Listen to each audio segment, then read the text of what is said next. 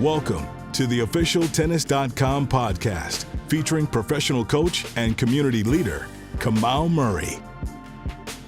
Welcome to the Tennis.com podcast. I'm your host, Kamau Murray, and we have got the pleasure of being with somebody that's probably in a lot of pain right now, Peter Lebedevs. Similar to Medvedev, right? Right. He is leading the charge for the return of tennis to Dallas. There's an ATP 250 coming up. I got my taste buds a little wet this summer with running a 250 event. So, you know, I always like to speak to TDs the week of an event. They always look like their hair's not done. They haven't slept at all. So Peter, welcome to the show. Thanks for taking time out, because I know you're going to have 45 emails within this 30-minute podcast. Yeah, you know, it's one of those things. You look forward to it, and that week up leading to it is just crazy. Everybody's got questions, and you got to answer them. But I think we're in pretty good shape. So hopefully, I only have about 15 after this 30 minutes. Now, tell me about GS Sports, because you know one of the things I hear on tour a lot. You know, I coach a woman, but I always sit at the bar with the guys, especially the guys who are 106 and below. And there's just always a complaint about there not being a pathway for American players to improve their ranking in America, right? They got to pack their bags, bunk up, and head to Europe and train around Europe to try to get some points. Tell me about your company and your commitment to American tennis. Well, GF Sports and Entertainment is our company. And in 2015, our founder, Gary Furman, is a tennis guy at heart. He actually owns 7 tennis clubs in the New Jersey area. So he was tennis before we even came along.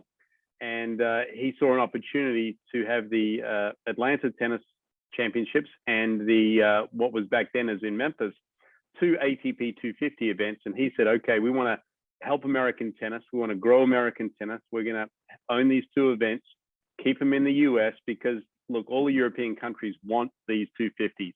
As you know, Europe tennis is like the number 2 sport over in that part of the world. And tennis is not the number 2 sport in the US. So we have a challenge. So our company is committed to helping the tennis and making sure that, US tennis gets stronger.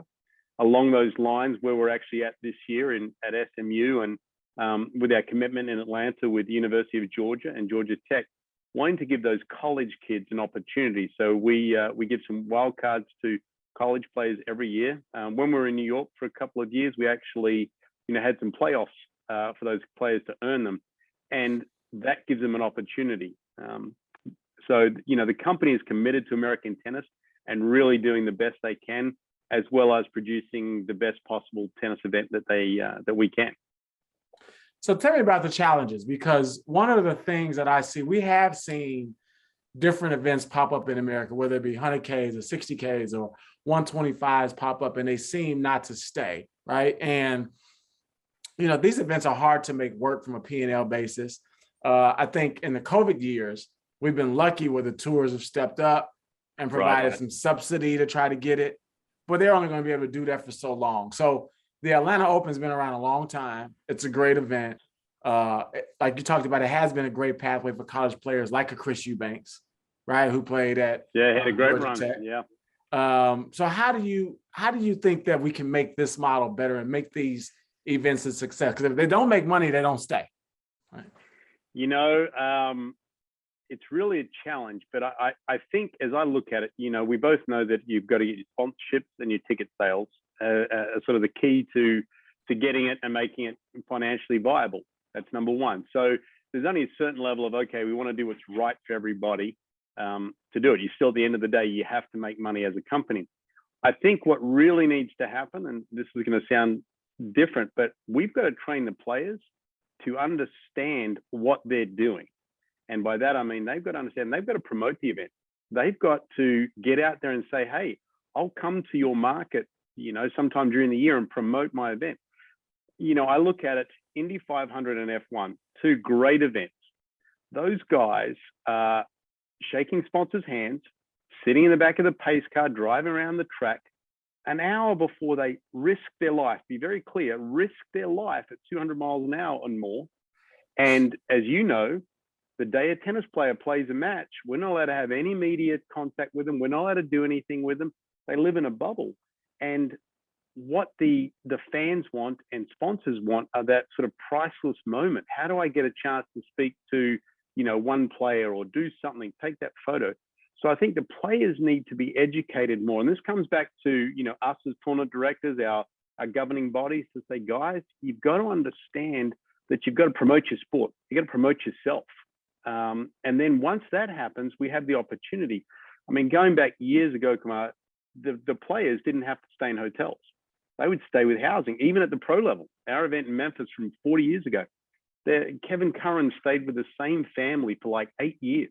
Yeah. So those people got to know him. Then as the players got, we've got to take care of them, we're going to put them in hotels, we've got to do this. Fans lost touch with them. And I think that until we go back there, it's just going to be a challenge for us. That's something we've done in Dallas. My goal is to do things very differently. And I've told everybody from day one, I wanted the Dallas Open to be very different. And one of the things we did is having John Isner as a host of the event. So think of it like Tiger Woods and Jack Nicklaus and Arnold Palmer for golf. John lives here. So John has been able to basically be next to me when we go and visit sponsors, we go to clubs, we do things. John's there with me all year. Now, it's because he lives here. He wouldn't do that if he lived somewhere else. But, having that model has been absolutely tremendous for us. I mean, our ticket sales, we sold out of our VIP boxes in 3 weeks. We had 100 of them. We sold out of our, ultra premium RBC 40 Love Suite in 6 days. And so the help of having somebody like a John to help promote it has been terrific. I mean, everybody, all the media want to talk to John all the time now. It's terrific. So I think the players have to help out the tournaments. As you know, I mean, as you're running those events, the players drop in, drop out. They're here today, gone tomorrow. And I think when you look at that as well, when you're playing on a team, the team owner can tell, that particular quarterback or whatever, hey, you're going to go and do this with me. And they say, yes, sir. Whereas you and I know that as the tennis players, we have to protect them and make sure they're ready to play their matches. But that's the part that has to change. And I think, look, Nick Kyrgios is an example of somebody who is doing things differently, whether you like it or not.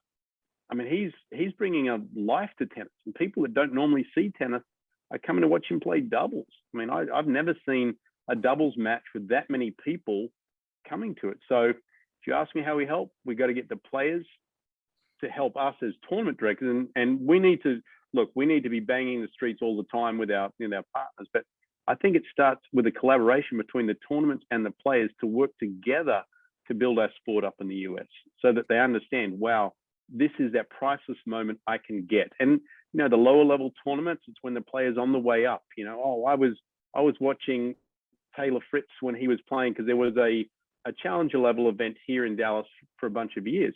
So you could say, I watched him when he was coming up. But we have to tell that story and get the players to help us promote it as much as they possibly can. Not easy to do. Yeah, it's funny for me, I'm a coach, right? I'm one of those coaches, right, who moments before the match, I'm like, nobody say a word. Everybody stay away. If we're at a slam, all pre-tournament media done by Friday. So when the draw comes out, we can sort of mentally prepare, lock in, whatever that is. But I do agree with you, is all of that is to prevent the player from having an excuse to lose, right? Exactly. And the excuse is, I was in, media and they asked me this question and that kind of screwed my head up kind of thing, right? I think it has to be a vertical thing, like you said, not only the players, but the coaches, because as coaches now, with me sitting in that seat, it's like, let me help you understand what matters. If you go take that photo, that's not going to cost us the match. Right, that double photo at 4 hours is going to cost us the match, but that photo is not, right? Or that little 15 minutes in the American Express booth or whatever it is, right? That's not going to cost us the match, right? What's going to cost us the match is short forehand, you missed down the line, right? And we can't connect that to pre-tournament press or media or a sponsor visit or a photo with fans. So I think we have to, at all levels, so at the coaching level, really help the players understand what matters, right? so that they mentally cannot attach themselves to this as a hindrance? Because, players always confer with their inner circle. They very rarely make any decision on their own, right? None. So we got to be on the same page, right? The agent, the sponsor, the tournament, all of that say, hey, in America particularly, we're like number 6 or number 7. And if we're going to grow, it'll benefit everybody: coaches, players, agents, trainers. Like when they make more money, when the events make more money, players make more money, they want a bigger piece of the prize, right? And then everybody else below it.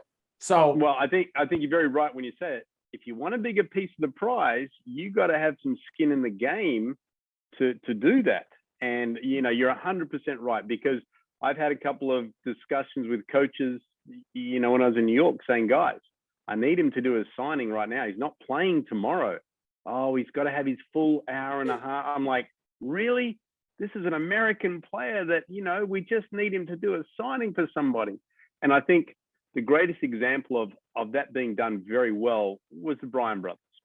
Look, Wayne and the boys came to Memphis, and I think one of their first ever wins was the Memphis doubles. They did every kids' day. They did every meet and greet, and that's why they were loved by the fans. They created this. Everybody got to know Mike and Bob, and it was by design from Wayne. And I think we have to get the agents, coaches, players, and tournaments to work together. I'm not saying that if I get a player to come and help me out, that's all I need to do. I've got to work with them and coach them, and I've got to incentivize them to help me out and all those sorts of things. But I think we have to get all of us on the right page if we want to see big growth for our sport in the US here. And I think it's there. I think we have enough passionate tennis fans and partners. In Dallas here, everywhere I'm going, people are interested. People want to see it. It's been amazing. And now it's sort of up to me to, okay, I've got to navigate that and be successful with those things. But, it's there if we do it correctly. So tell me how this event came about. Because I know for Chicago tournament, it was, I'm here, obviously, I've got a facility. I was championing, right, this sort of event as a way to, hey, I built a big stadium court. We're ready for the event to host it. I've got a relationship with hotels. So it was sort of like, my idea and my sort of, sleepless night, kind of headache, heartache to champion the cause. You've got John there. Obviously can go to a lot of cities. How did it end up in Dallas? Was it John going to the ATP? I know it was me and Steve Simon having a lot of conversations, but before the event came to Chicago, it's been 3 years in the making with Steve. Right. On, hey, we love an event, we're in the calendar, that kind of thing. And him being like, yeah, let's do it. Let's take our time. Let's see how we can make sure it's successful so it stays. How did your event come about? Well, we're in New York for 3 years, and we're getting better and better every year. Things are looking great. But we had a giant stadium. We had 3,500 people in our last final in 2020. And 2 weeks after our event, the world just totally changed with COVID. But, on that Sunday of the final, somebody said, oh, there's this thing COVID happening. And, the whole world changed. But we didn't have that intimate feeling. And then when COVID came, the building changed. And so the opportunity for us to say, okay, let's go to what we really believe in, an intimate atmosphere, a place that's going to be successful. So I actually was going around the country looking for sites, trying to find one that fit all of those aspirations we had as a company. And I had three great opportunities, 3 different places. And then I sort of got to thinking, I was about to go and present to our board, our GF Sports Entertainment board, like, here's my recommendation of what we should do. I got an inkling in my head and said, hang on, let me go back on this other lead I had. So I called up John Isner's agent, Sam Duval, and he and I chatted, and then we got John on the phone, and John chatted, and then we got Grant Chen, who is the head tennis coach here at SMU. And 2 days later, December 17th, as Grant reminds me of the date, I flew down to Dallas, and I met with those guys. We walked around, and I looked at it, and I said, this makes sense. With the history of the WCT at Moody Coliseum, the original birth of true professional tennis happened here on the SMU campus. I suddenly thought this actually makes more sense than any of the other options. And next call was, as you know, to my operations guy who, I say it works, and he's going to tell me, okay, you don't have 240 volts here. You need this there. You need to, all of those sorts of things. I know enough to know we've got a chance. And then I brought Bill Ward down, who's our director of ops, and he said, look, here's what we all have to do, but the bones are great. And we just went for it after that, and it made a lot of sense when we put all the numbers together, and that's how it got there. Because as GF Sports and Entertainment owns the event, so it's up to us to take it to wherever we think we can be successful. We have to get approval from the ATP to relocate, and we put a package together with the Dallas Sports Commission. Really helped us. Mark Knowles lives in Texas, who's on the board on the players' side, so spoke to Mark beforehand. It passed within 10 minutes, because Dallas is such a great city. As if you want to put a dot on the map of great cities to have an event, the ATP looks at Dallas and says, okay, the airports, the corporate support, all of those things. So we got that approval, and that's where we are. In May, I think it was May 15th, we made the announcement. Sort of got all the contracts done and everybody agreeing, and that's how we got here. But it was a 7-month journey around the country trying to find it, and it really at the end is one of those things, as you said, just sort of sleeping and suddenly thought, hang on, I know one person that might have an idea, and that's how we got here. And so far, it's just been a fantastic journey. So supportive. The people here in Texas, I think Dallas might even be the best kept secret. I was chairman of junior comp for a few years, and was USDA junior comp for over 20 years, and always heard about Texas being great and all this sort of stuff, but hadn't really spent a lot of time here. Let me tell you, I came down here. There's so much activity down here. So, it's unbelievable. So I always celebrate it's best kept secret. And so that's how we got here. And I think it's a good story. There was one of the other cities was further north, and the temperature was going to be very, very cold. And some of the people on my board said, Peter, you just didn't want to go to where it's going to be that cold in February. Right. I said, well, as an Australian, maybe I was looking for a little warmer weather, but it just made sense, and it's we just know it's been really successful here already. Now, how did you attract such a player field? I know when I threw my event, it was a lot of text messages. It was a lot of hey, we're having an event in Chicago. Chicago's a great city. Every girl's dream is to be kissed under the beam downtown Chicago. You got to come to Chicago, right? And it was so funny. Everybody I had spoken to had been on a layover in O'Hare Airport, but had never spent the night in Chicago. Right, yeah. And so it was a lot of picking up the phone to players I knew. Hey, I know what you want. You want a great hotel, great food. I got some strange requests like, yeah, I heard about this club Underground. If I come, you got to take me to Underground. It's like, well, I won't go with you, but I'll get you in, right? You know what I mean? Right, exactly. So how did that go? And you obviously had the benefit of having John, right, who can call a couple of people, and then they probably put him on the hook. John, if I come, you got to get Maddie to let you have a night out, right? Well, that's exactly right. Part of the reason we got John as the host, I mean, during the Italian Open, when John was over there, he's texting me, hey, Peter, I spoke to these guys in the locker room, contact their agent.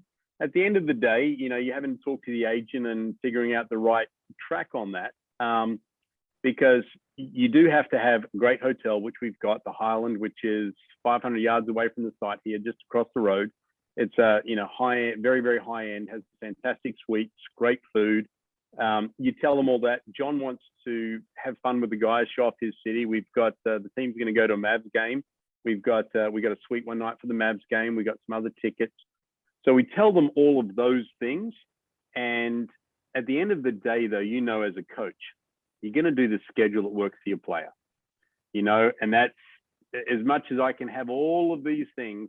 If it doesn't work in their schedule, that's a challenge. And we are the only indoor ATP event in the United States. So we're a little bit of a anomaly in, do you go to Australia and then, not play Dallas and then go down to Delray, Acapulco, or those things. So we've got to make sure that we do a better job. But what the guys do like is, okay, indoors, I know the surface, I know the conditions, I don't have to wait for rain delays, all of those other things.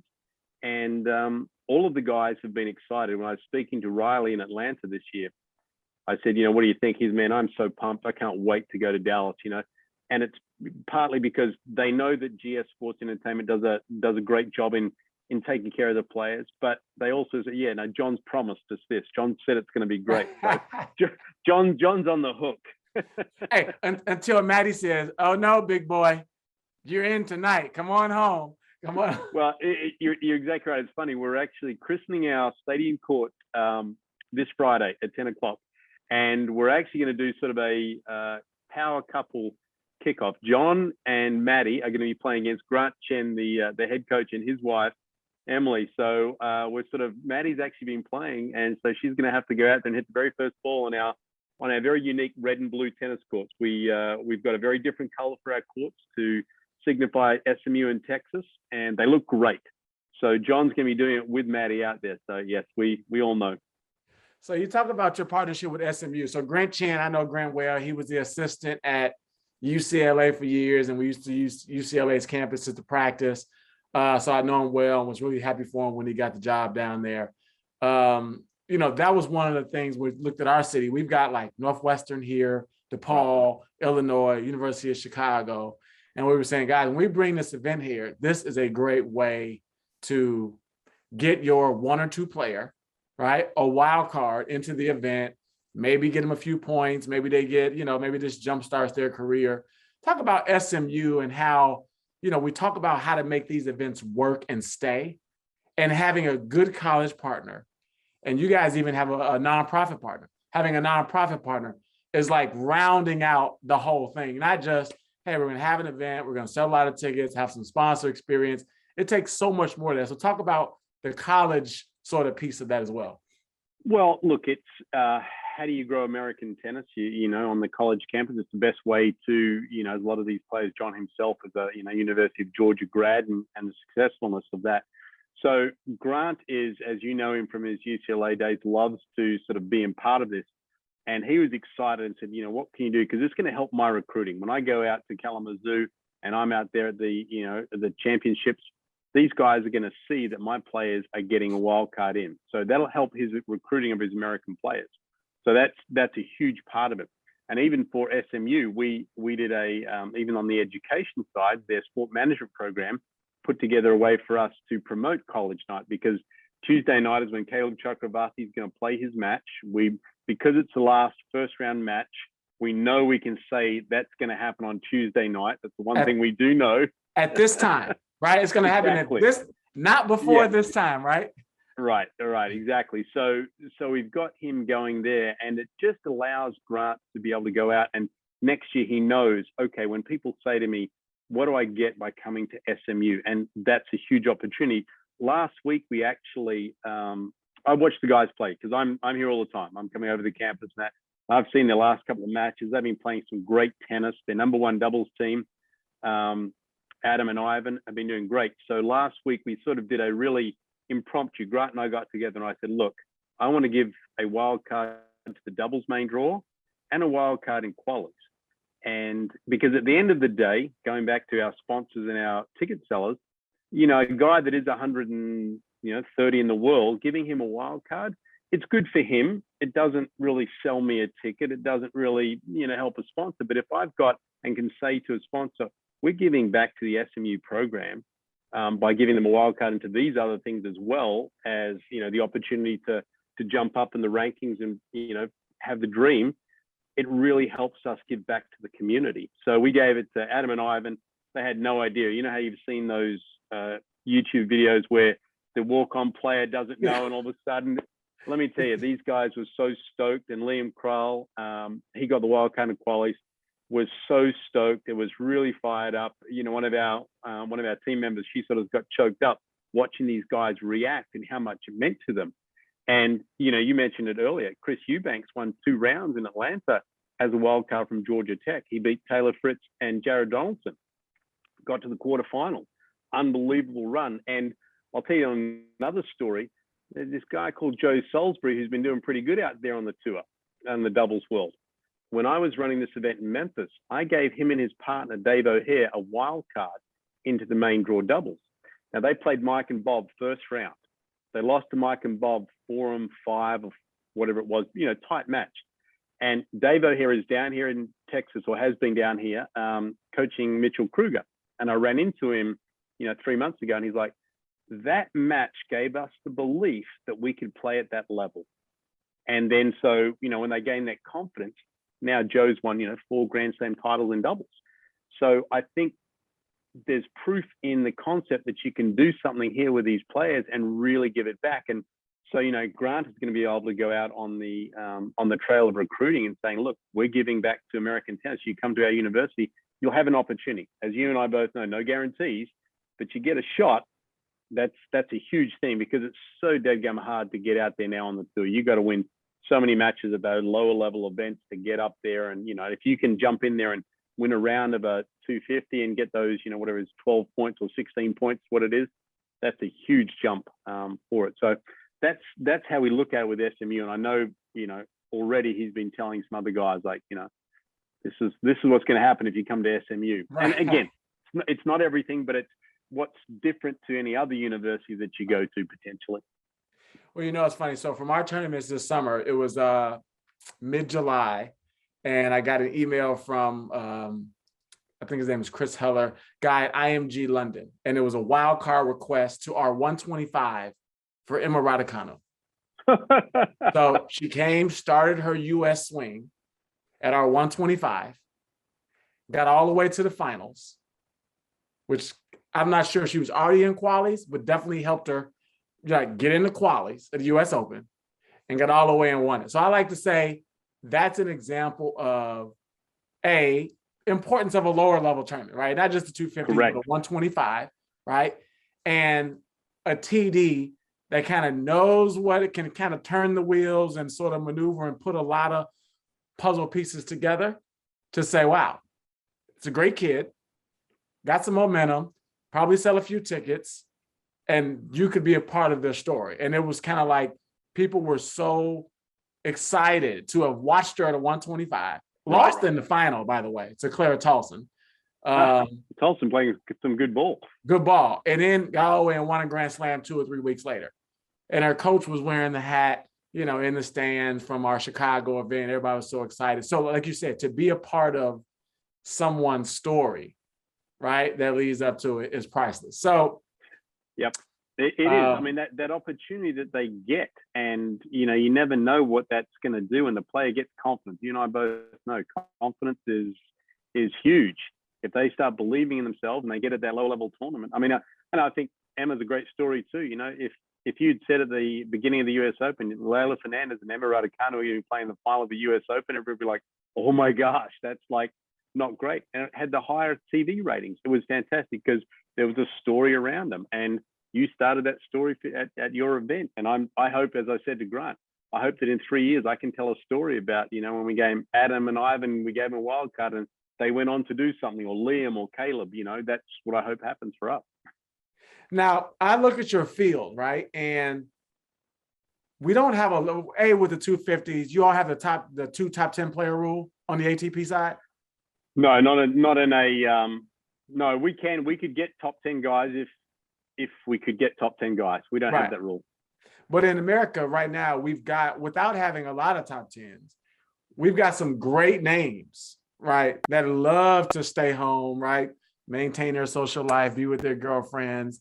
And like right now, you just got a gift, because Maxim Creasy, prior to Australia, people probably didn't know a lot about him. Final against Nadal, the interaction with Medvedev, people are going to be lining up to see him. So you got a gift right there with Maxim Creasy. Well, I can just tell you, as you get your player field on that Monday morning, and he made the final the day before. If they'd done the cutoff on Sunday, he wasn't in our event. He was like 120. Right. And then because of those points hit, he suddenly jumped to 75, and he's in our draw. And we've had a lot of questions about, who's this guy coming up and that sort of stuff. We've got just about all the Americans that are around, that are playing, between Taylor, Tommy, Riley, John. We've got a great group of guys, Jensen Brooksby, Brandon Nakashima, all these guys, they want to stay here, as you said, and play some ball. We're going to have some great matches here. And you never know what's going to happen. You can get some great stories out of there. One of these guys can be the breakthrough event for them. And, I told John, he's got to do some good stuff. It'd be awesome if John in his first year could have a great run here as well, but just have to see what happens on the day. Yeah, it's great. Now I have some tournament director questions because this was our first, the first time in 25 years there's been pro tennis in Chicago, and there is no sort of playbook to things that maybe the fans don't think about, right? So I've got a couple for you. Okay. How many towels did you order? 750. How many bottles of, what are you, water, a Gatorade, Powerade? What's your sports drink? Oh gosh, yeah. No, we have Smart Water and we have the Powerade. I can't remember off the top of my head, but it is over 300 cases, I think, of each. Yeah. We're a little different than you all outside in the summer. We will go through less indoors, but still, it is a ton of water and a ton of towels because they go through them all the time and they accidentally walk off. The guys aren't trying to take them, but it's around their neck and they walk off and they go back to the hotel, never to be seen again. It's a constant attrition. I remember it was like, we couldn't keep up with the towels, right? It was like, do you really need 7 towels? Right? And the girls were like, yeah, I need actually 3 for my hair, 2 for my upper body. And I was like, do you really need 7 towels? Right? You know what I mean? Because you were just going and you got, the washer and dryer on site and you can't keep up. And all those like little things that as a fan, you don't think about, but you're just seeing like half drank bottles of water and Powerade. And I was like, well, you're exactly right. I was like, God, we almost want the mini bottles of water because I'll drink all of those. The ones that are a little larger, they get halfway through them and they're just sitting around there. Yeah, look, you never know that sort of stuff. Or even, as you and I both know too, how many meals do you have to get? Because you got to provide meals for players and they're +2, their support team and all that sort of stuff. Like, how many do I have to get? And, they have the dietary things. And then again, the hotel rooms, as you know, we have to sort of contract with all these hotels, how many rooms are you going to use? And then all of a sudden you've got your TV crew needs to come in and all these things and the rooms go crazy. It's like, gosh, do I have enough rooms? I mean, I actually had to on Sunday reach out to another hotel to help us out with some extra people that had come along. So yeah, those are a couple of fun questions. But the towel, it's funny you ask because absolutely that's a big one. Yeah. And then you got to have your person that's managing the draw, right? Because after they lose, they get like, one extra night or whatever, right? And then the rest. Oh, yeah. The rest goes on their dime, right? Then the doubles players, they get 3 guaranteed nights. So you're going to use my 3 and my partner's 3, and we get 6 guaranteed nights in a room. It was like, I never, luckily, I coached a player that never was penny pinching like that. Right. Yeah, so you had a little bit of a different scenario with what you were doing. I was out there many years ago. A young lady got to about 70 in the world, and we've been smart on all of those things. You just got to be smart about it. I'll do 2 more appearances if you give me an extra night hotel room, and those sorts of things. But yeah, it's funny you say that because I literally was having that conversation with my hotel manager today, making sure that she understood that hospitality for the players starts on Saturday. And we've got a bunch of them coming in on Thursday because there's not much between Australia and here. So they're like, well, we'd love to come to Dallas and hang out with John and have some fun things to do. So we got a bunch of players coming in early, which I don't know if I do or don't like. I'll decide later on. But, so we have to remind them, guys, hospitality starts Saturday. This is you having to pay for your room. So yeah, Thursday and Friday is on you, right? Yep, exactly right. Exactly right. And that's, they all know it too. I'll always try and, but can I have it if I do this? And and I've always found that if you make one exception, you just open up the can of, well, you did it for him. And so I'm sort of a bit of a stickler for I just don't make exceptions. I just want to keep it. If everybody's the same, nobody gets anything special, then we can be pretty good about making sure everybody's taken care of the same way. And make sure that the event does well so that the event will be back, right? We can treat you nice this year and not see you again next year, right? So I think that's a part of your conversation and maybe like an education, because a lot of players probably don't know the things that you and I are talking about now, right? In terms of, they know when hospitality starts and ends, but in terms of, making these events last, it is like all of us coming together and say, hey guys, we are a traveling circus, right? And 100%. We need this to be better.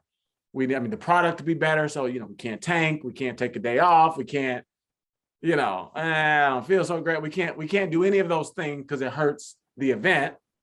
I remember our semis of one of our events. We had One player legitimately got food poisoning, and I felt so bad because I sent him to the restaurant, right? And it was like, because the night before, I feel hey, guilty. you in this restaurant? Oh, I got you, no problem. Next day, food poisoning. It's the semifinal. One semifinal, food poisoning. Match didn't happen. The other semifinal, player loses the set, gets down a break, and retires. And then people are coming like, do I get my money back? And I'm like, not quite. It's not how it works. But you feel bad because you came here expecting to see 2 matches and you saw half a match. Let me tell you, I'll give you a backstory. Many years ago when Andy Roddick was playing Milos Raonic in Memphis. And I was Andy's coach on a Challenge Cup team, 12 and unders. I mean, this goes back years ago. Andy Roddick was my number 1 player. Robbie Ginepri was my number 2 player. Who knew what they were going to be later on in life? But Andy was playing a match, and I get a call from his trainer an hour before the singles final, the doubles finals on court. Nah, Andy's asleep in the locker room. I don't think he's going to be able to play. I'm like, what? And so I go down and see him, and Doug Spreen said, look, he's going to go to bed, sort of lay down the room, and when he wakes up, we'll see how it goes. But you better have TV, sponsors, everybody ready for no match to happen. So the crazy thing is we get everybody together, TV in this, and then Eric Budarak is playing in the doubles final against Max Mirny, and I can't remember who it was. And all of a sudden, instead of the match being, it looks like it's going to be over, in about 10 minutes. So that'd give us 45 minutes to sort of figure this all out. All of a sudden, Booty comes back. Him and his partner come back, and then there's a third set. So I've got 15 minutes before the singles final. We haven't been able to move because TV's sitting there, sponsors are sitting there. What do you do?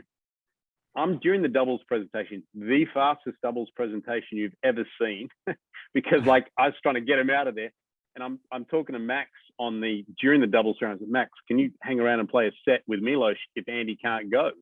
I mean, I'm saying this while we're doing the presentation, whispering it to him. And he's like, yeah, no problem. I'll do it. Anyway, Andy wakes up and gives it a shot. He walks out there, he's white as a ghost, comes out.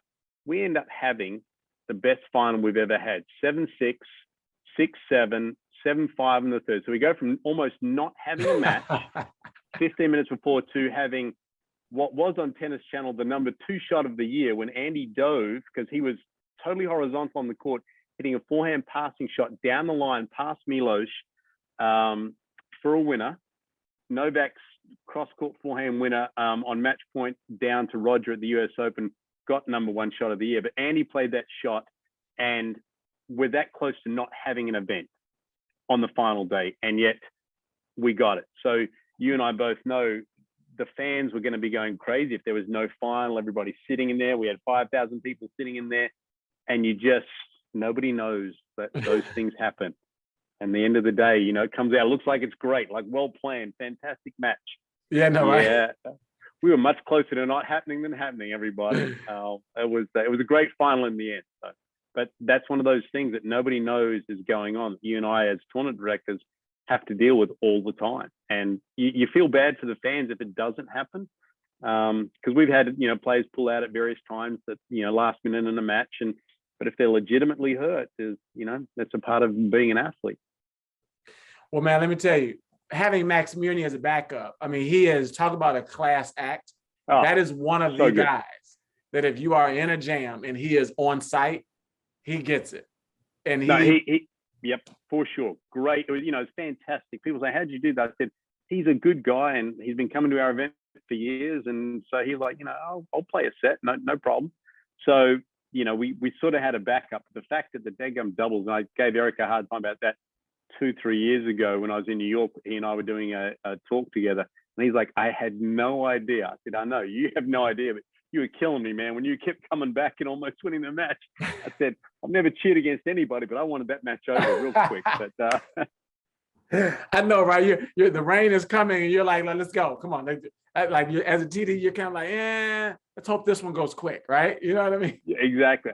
People say, who do you want to win? And more often than not, whoever wins the first set. I don't care who wins the first set, but whoever wins the first set, probably who I want to win the second. Oh man, well, let me tell you, Peter, I appreciate you. In America, again, we continue to try to elevate the sport and make it more relevant, somehow catch up to basketball, baseball, and football. But it takes people like you and your organization, GS Sports, to try to keep events alive and, add more events to the calendar. So kudos to you guys for doing this event. And, thanks for coming on the show. I know you're kind of like, all right, Kamau, let's go. I got 55 emails. I got to get an extra hotel.